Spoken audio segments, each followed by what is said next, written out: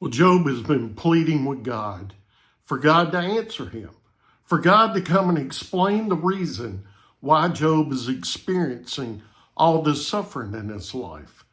And today we get to chapter 38, and here we see where God speaks. And God not only speaks here in Job chapter 38, but he continues to speak throughout the end of the book of Job.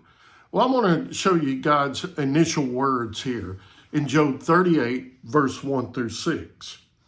Job 38, beginning in verse 1. Then the Lord answered Job from the whirlwind. He said, "Who is this who obscures my counsel with ignorant words? Get ready to answer me like a man when I question you. You will inform me. Where were you when I established the earth? Tell me if you have understanding. Who fixed its dimensions? Certainly you know. Who stretched a measuring line across it? What supports its foundations? Or who laid its cornerstone?" Now, as God continues to speak, God does not answer Job in the way that he expects. You know, we ask a question, a black and white question, we want a black and white answer, but God doesn't do that. God answers Job by telling about his own greatness. God shows how he is the creator of all things. He created the universe, created everything on the world, everything.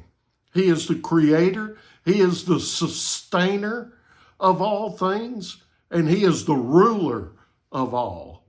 And who can do the things that God does? When you read about the things that God does, who can do those same things?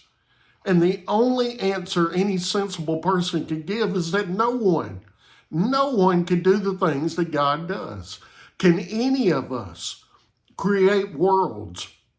Can any of us take those worlds and hold them in place? You know, can any of us take care of the life that are on those worlds? And I dare say no. And David reiterated this fact that creation declares the glory of God. Today we also look at Psalm chapter 19. So let me read to you Psalm 19 and verse 1. "And the heavens declare the glory of God, and the expanse proclaims the work of his hands." All of it declares him. Now we're looking at creation, but I love how Psalm 19 goes on to talk about how the word of God and how great that the word of God is. And so God is great, and so is his word. But in stating all of his attributes, God is basically saying to Job, who are you to question me?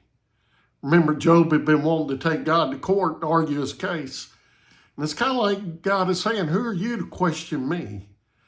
You know, when we compare ourselves with God, it should lead us to declare how great he is. We see how small we are, and it should humble us to be able to look at him and say how great he is. And so I want to encourage you. We may not have all the answers, but we could trust in the one that has created and sustained life, that knows all the answers, and put our faith and trust in him. Hope that you join me again tomorrow as we continue in Job.